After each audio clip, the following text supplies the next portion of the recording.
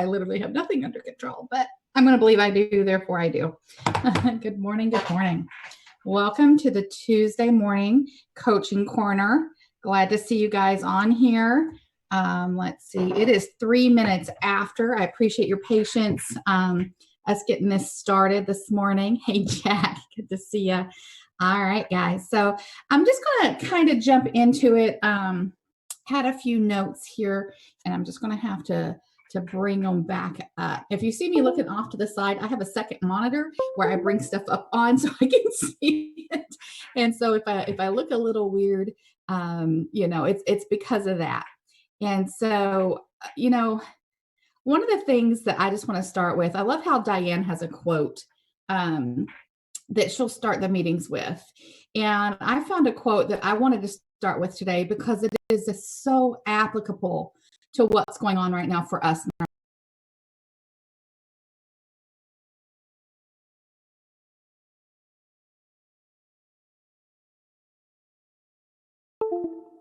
And focus. That's it. It's just a person doing ordinary things with extraordinary consistency, commitment, and focus. And so what I love about that is that I don't have to be special in order to succeed. I don't have to have any innate talents. I don't have to have any certain attributes. I just have to get consistent with what I'm doing, be committed to what I'm doing, and stay focused on what I'm doing. And it takes all three elements, because you can be consistently unfocused. You can come into your office every morning consistently at the same time every day, and then proceed to do all kinds of activity that don't move you closer to your goal.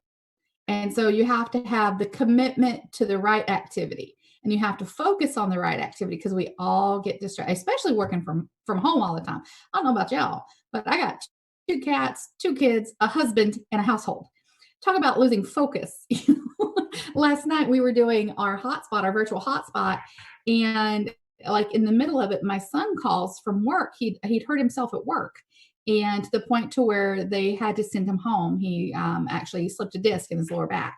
And so here I'm trying to, talk him through that because, of course, it's an excruciating experience. He could barely walk. It's not something he had ever, went through before, but I'm on camera doing hotspot training.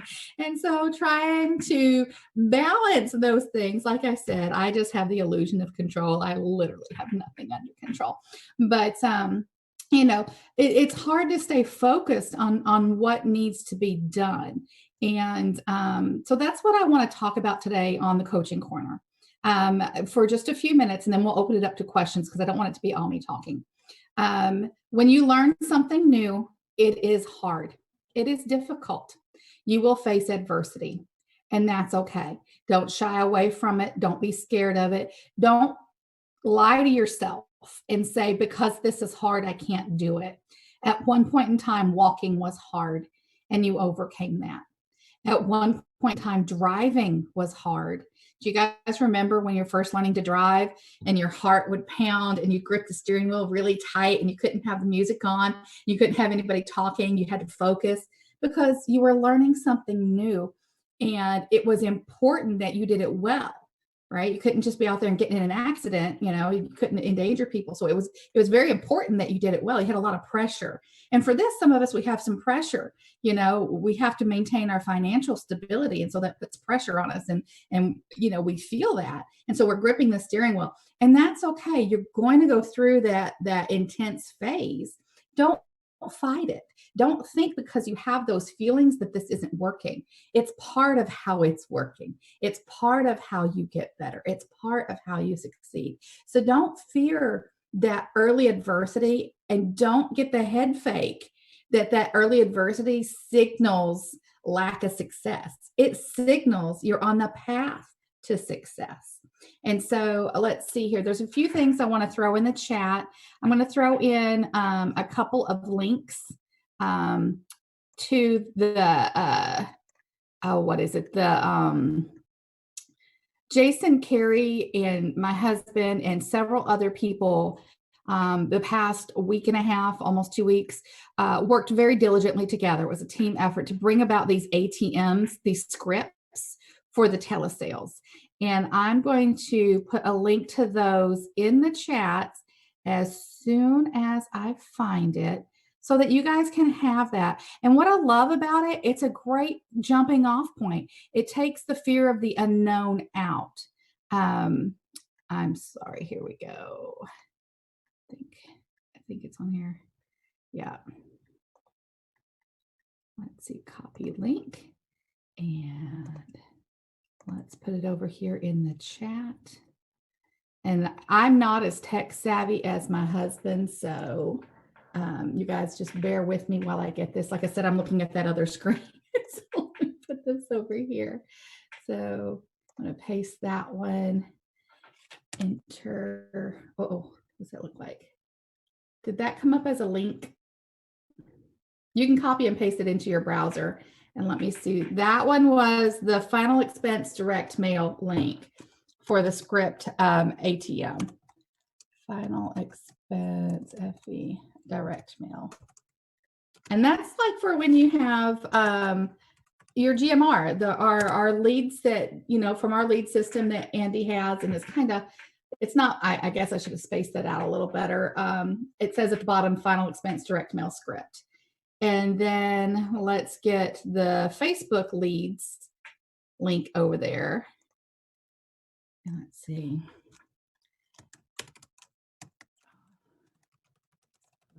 Leads. And while I'm doing this, if you guys have any questions, let's go ahead and unmute and see if we can do it that way, and just ask those in real time here.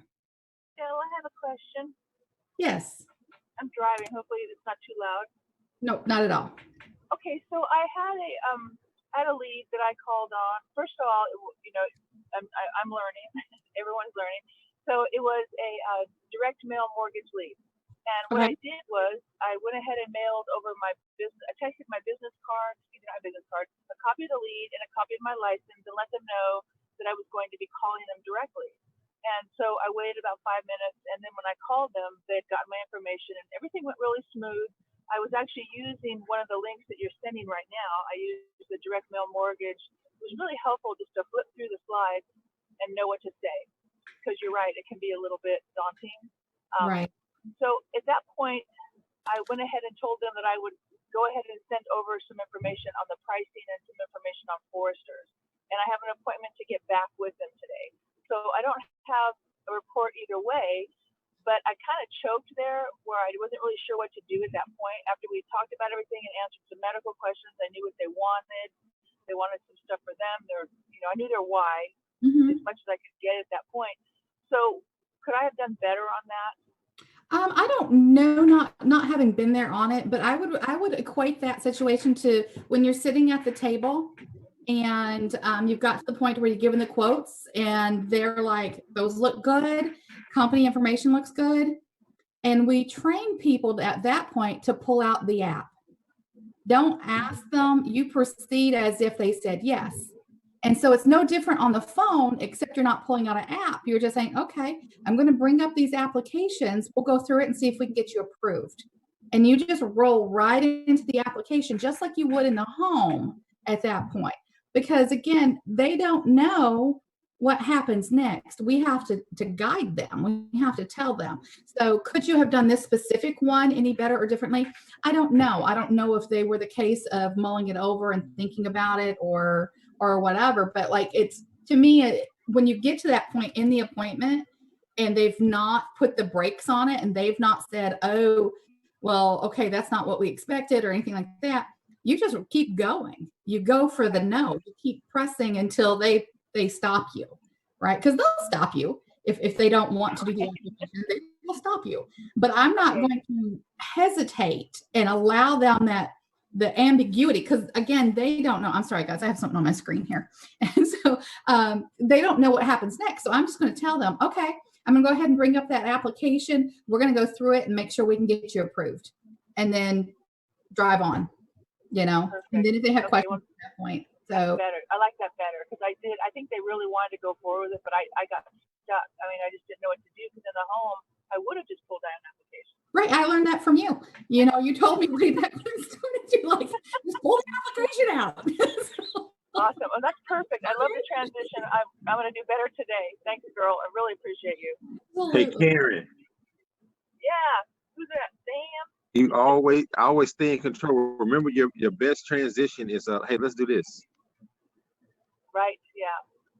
And that buys time and it shows that you're in control.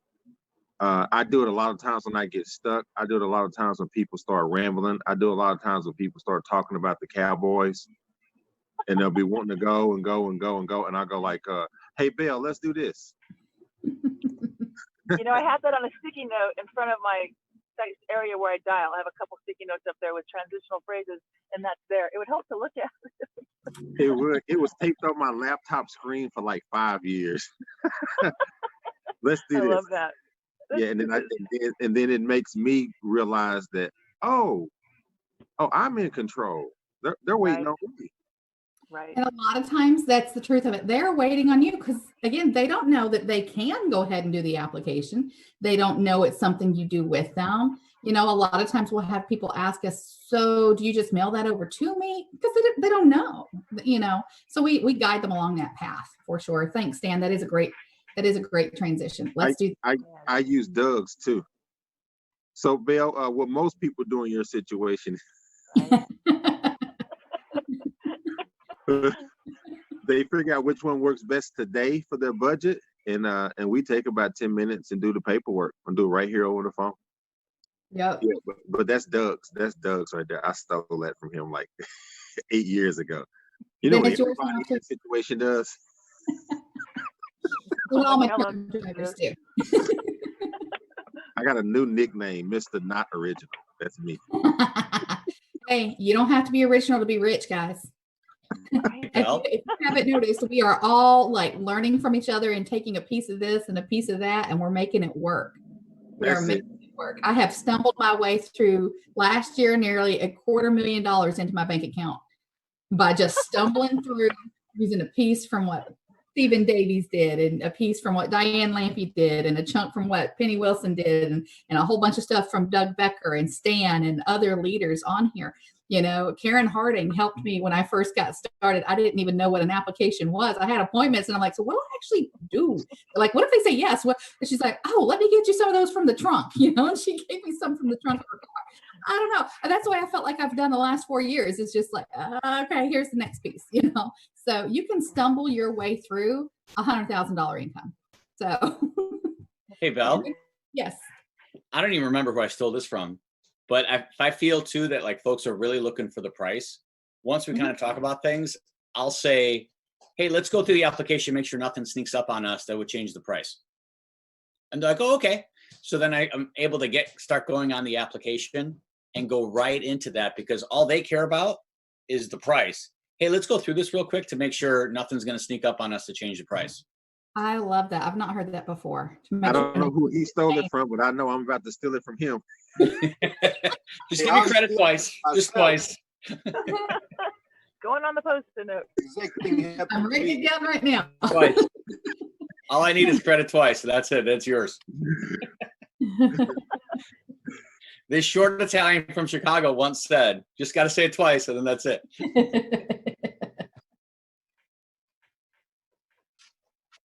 Yeah, and because that is, most people are concerned. That's why people wouldn't book the appointments for in the home. Most people would not book the appointment because they were afraid of the price. They were concerned it was something they could not do. They were concerned it's something that, okay, it's going to cost me a lot of money and I don't have the extra right this moment in my account, and therefore I can't even do an appointment, you know, and it's the unknown, and we have to guide them through the process. I like that. I'm still writing that down. Anybody else got another question or another comment here?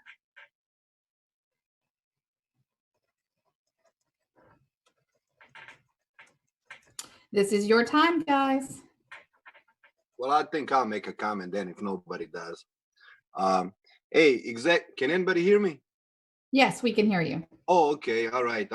Yeah, exactly what Jack said. I was giving somebody a quote And we went through all of that scenario right there. And when we got to the app, the quote changed. And when I called somebody that I'm not going to mention his name, he was like, man, why would you even recommend that particular carrier? You know, you have to do something completely different. And I was able to go back and write that policy yesterday with a different carrier. And that was my first Facebook policy so far. Congratulations. Yeah, thank you. But that's exactly what Jack said. Jack, man, that was a pretty good thing, man. I really like that one. Let's go into this application to make sure that nothing sneaks up on it. Yeah, I like that, man. Thank you. But yeah, I just thought I'd mention that thing. Thank you. With support like you, man, there is no, I don't know where. No, you guys always have a cheerleader out there cheering for you. Okay. Yeah, right. And that's you. I appreciate it. Let me see if I have anything. I just flop some papers, you know. Yay! Johnny, what you did yesterday, everyone does it. Everyone has done it, right? Like all you're trying to figure out is try to make all the mistakes as quickly as you can, right? So you quoted something without really knowing what they qualified for. Everyone is guilty of that, right? So now you won't make that mistake again. Hopefully. Right? So now you uncovered that one. On to the next mistake. Try to find them as quick as you can. Can't beat yourself up over it. We've all been there. So the good news is you had a strong enough rapport that you're able to transition from whatever you were quoting to the AIG, right? So you did do that right. That's great. A lot easier if you don't go there. It's really hard to get the toothpaste back into the tube, but you were able to do it. So good for you for building that rapport. But now you know, right? Before you quote, let me know for sure. Let me double check. Hey, I know things have started to change really quickly. Let me get someone on the phone real quick. Let me double check this real quick and just put them on hold and call an upline, call some help. And the clients are very open to it right now, especially because you can let them know, hey, things are changing daily right now. We're getting new guidelines daily. So let me make a phone call real quick, make sure that, you know, what we're looking at is still the best option for you. Let me call my senior underwriter. Let me call my manager real quick and make sure we can, you know, do what I have in mind here, what I think we can do. And then just call. Definitely just call. I mean, we're doing telesales, but you can still call from the home, call from your home. You know, you call from the home. You get that support that you need. And again, and don't be shy to reach out. We all have been there. There's not a single mistake anybody on here can make that somebody else on here hasn't already made repeatedly. You know, it's not a point of embarrassment. It's not a point of you know, feeling bad. It is the learning process. Imagine we're all first graders learning how to read and write again. We're going to mispronounce some words. We're going to write our D's instead of B's. And, you know, we're going to write some stuff backwards. And, you know, it's going to happen. And that's nothing to be embarrassed about or shy about because we all did it. You know, I did not come out of the box this way. Stan did not come out of the box this way. Jack, Tim, we did not come out of the box this way. I see, you know, it's just, we've made more mistakes than you guys have. Bill, actually,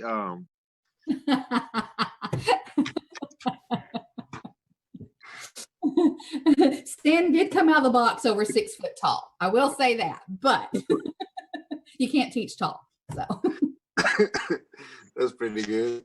Hey, Belle, I had a question. yes. So I understand CFG just started today accepting telesale applications. Yes.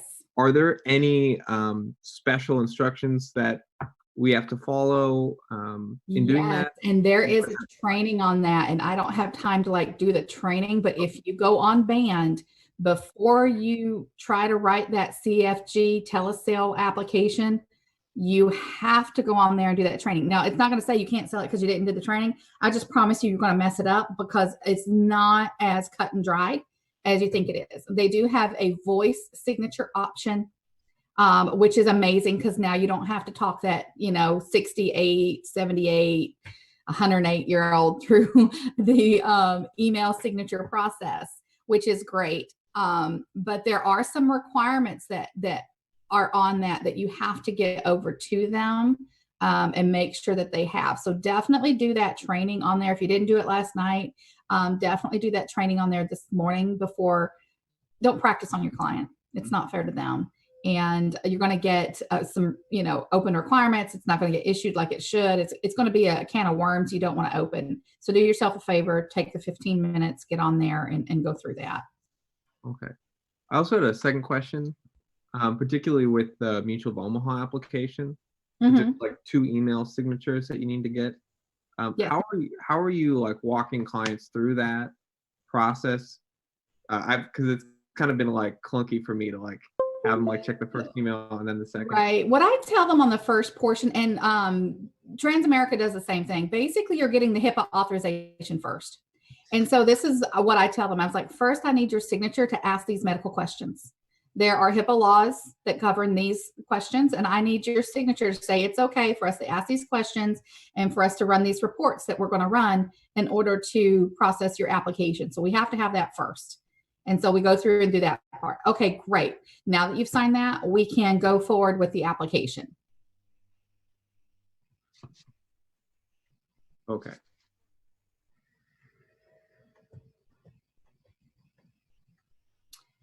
Any other questions out there?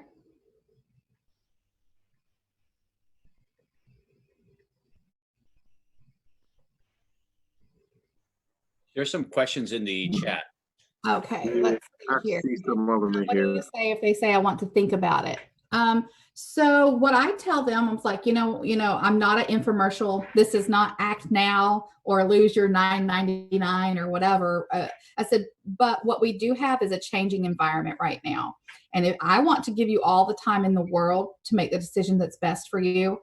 However, we don't have all the time in the world. We are daily getting guideline updates from all these providers. Different plans are making changes. We have some that have completely stopped taking applications from certain, people altogether. So if you want to think about it, I get it. This is a big decision, but at the same time, it may not be your decision to make if you wait. Let's just get the application in, because then that way, if they make any changes, you've already got your application in and they can't take it from you.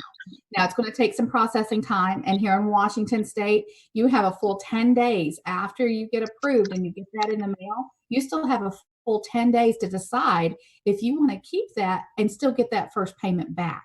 My suggestion to you is that we get the application started so that you are in control of the decision and not the providers, not any of these guideline updates. Let's put you in the driver's seat. Stan, what do you do? If the client says they want to think about it over the phone. This is weird. I haven't been getting that a lot. I've had a couple of people who wanted things and didn't have the information right there. Like I had a lady who wanted on the grandkids and on adult grandkids that were in there. Say good morning. Good morning. They were waving at you, Colin. Say good morning. And they so I've been telling them the information that I need, and if they don't get it back to me, I tell them I'm going to follow up with them 3 times, and at that point, I don't want to bug you. If I follow up with you 3 times by phone or by text, and I'm just taking it that this is something that's not priority for you. It's a little bit of a tough love type of deal, but it seems to be working for me. Like I tell people exactly what I need from them. And once I tell them what I need from them, if they don't send it back for me, like I have a follow up at 9 o'clock. If the lady doesn't have the information back to me, this is her second time. I'll follow up with her one more time this week, and then I won't follow up with her for probably at least another week or so. But I follow up with her daily for 3 days to get it done. So I tell people what I need, and if they don't give it to me, like as far as I want to think about it, that's it's kind of the same thing you do. I go like, well, honestly, these are just quotes. You're not approved, so you don't have anything to think about until we get you approved. But in the same way in Texas, it's 30 days. But you'll have plenty of time to be able to decide if you want to change it. I don't say keep it. You'll be able to decide if you want to be able to change it up or down. So which one works best for your budget today? So that's what I pretty much did all weekend. And I put, I think, another 40 in this weekend, and it works.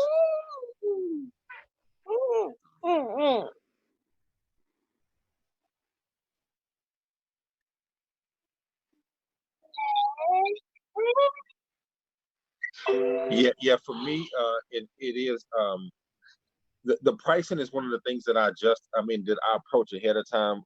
Like I talked to Johnny about that last night. I know why people are buying the programs. Because I find out why. Me and Bo Colin find out why, right? So we find out why they want it, and then I have an idea numbers wise of what is going to be or range. So I'm more of a range person, and I'm finding out their budget. I don't know if you do that, Bill, but I just flat out ask their budget.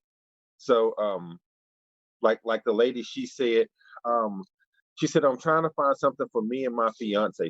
This was actually just a referral from a friend. And I said, hey, the way it works, you've seen all the different companies that I have. I will be quoting you forever because you're in good health. And I go like, so to kind of help out with the time frame on it and everything, like I typically need people to complete this statement. Stan, I know you got a lot of programs, but whichever one you find for me, it better be under this amount blank every month. And that's what I get them to say. And so typically it's worked so hard, which is they have told me keep it under, or I'm trying to keep it under 100 for both of us. I'm trying to keep it under 50 or no more than, like the lady I did last night was she said between 60 and $75. Hers was 69.23, a Smart UL. So I asked them their budget. So I'm not spending a bunch of time quoting and trying to figure that out. That annoys me. I'm sorry, Bill. It does. I want to know It's what true. we're doing. I love it. You know, when you can ask someone, what's your range? What is your budget for this? It's my better half. When I do the handful that I've gotten on that, let me think about it. These are people mid 70s and older on a mortgage protection lead who are looking for bulk coverage. And it's very hard to get bulk coverage for that age range, at a low price. Pick any two: low price, quantity, or longevity. You can have any two. You're not going to get all three. So, you know, uh, uh, it's price. When people, Chris, you're right. When people say they want to think about it, it is price.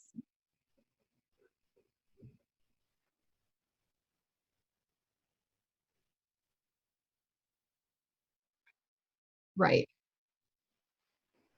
Pretty much. And again, when value exceeds price, people buy.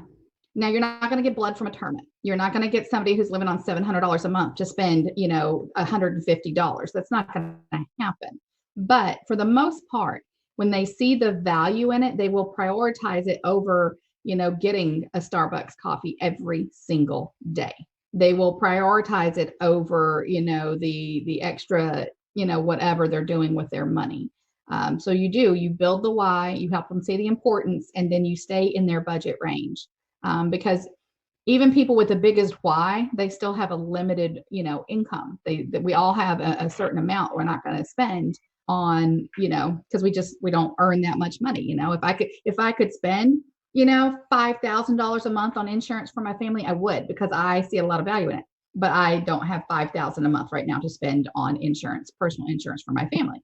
So obviously I see the big why, but I also still have a budget. And those are the people we sit with. So those are the two things to think about it.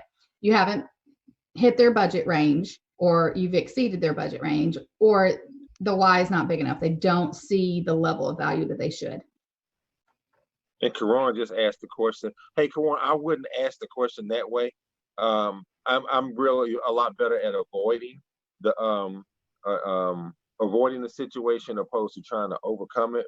But I know you probably may want to think about it. I wouldn't say it that way. I would tell them that they don't have anything to think about until it's actually approved. Hey, what I give you today over the phone, Bail, are actually quotes.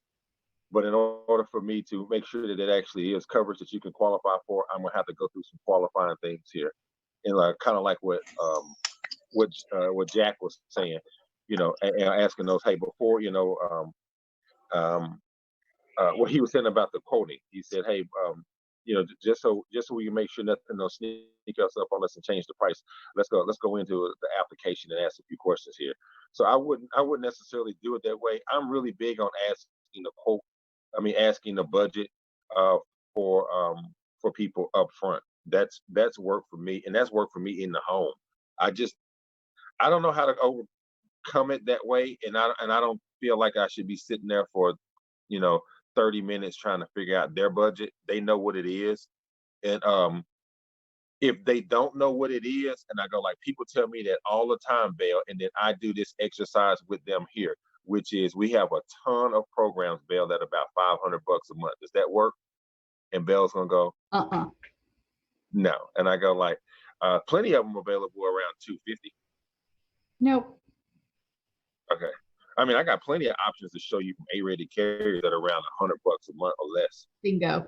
Okay. So even a brand new agent that starts, or a brand new client that you've never sat down with, if a brand new agent has not wrote their first 8 steps of a policy success, 8 steps to success, I'll go through that with them, and they'll go like, no, not $100. And I go like, oh, I got plenty of stuff I can show you around $50. And they'll go like, can you? And I go like, oh yeah, force. And I'll quote them right there. So I do the same thing with my clients. People know what their budget, they might not know what their budget is, but they know what it's not. So they know it's not 500. They know it's not 250. They know it's maybe not 100. But if it's under 100, then it's so much easier to do it. So I don't know. I feel like I'm probably a little bit more aggressive with that, and with trying to figure out the budget. I ask them, they're thinking about 1 or 2 things, either how much coverage they want or what budget they got to stay within. And I ask them to complete that sentence for me. And it works. So I don't know what else to do until it's not working. And I would recommend everyone that's on here, activity. You're going to find the obstacle you're running into the most. And then you can reach out to your growing upline and get coaching on that one obstacle. So a lot of times we create our own obstacle. We don't even know that what we're saying is creating our own objection. It's creating our own obstacle. And each person's going to have a different one. We all don't have the same obstacle, and that's okay. So, but the key is to do enough activity to get enough data points. If somebody calls me and says, well, I've got this objection and that objection and that objection. Okay, that tells me you've spoken to 3 people. All right. You're going to have to talk to more people. Some people are just not going to buy, and some are. And so repetition. So if you've got 3 no sales, call somebody, let us know how you got what you ran into on those.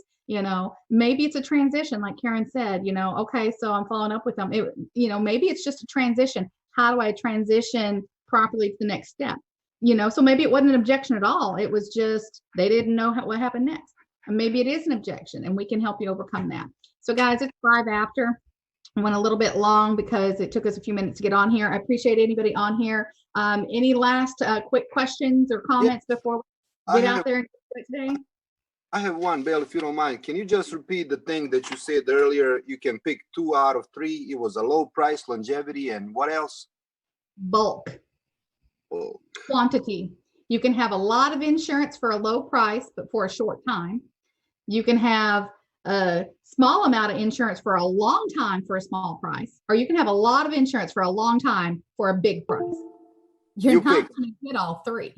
It doesn't work. So, when I'm being real with people, when they truly want something that doesn't exist, when I've got that 75-year-old who wants $250,000, but he doesn't want to spend more than $30 a month, he's living in a dream world. And I've got to tell him that. Which more important, longevity or bulk? Your budget's your budget, and I can do something in your budget. Tell me which one's most important, and we'll go that route. All right.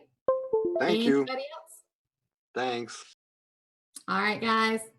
Get after it. Have a great week. See you to Lampy training. It's going to be great. You guys, shameless plug. My husband's going to be on the panel there today. There's several other people that are out there doing it. It's going to be awesome. Get on the Lampy webinar. All right. Bye, guys.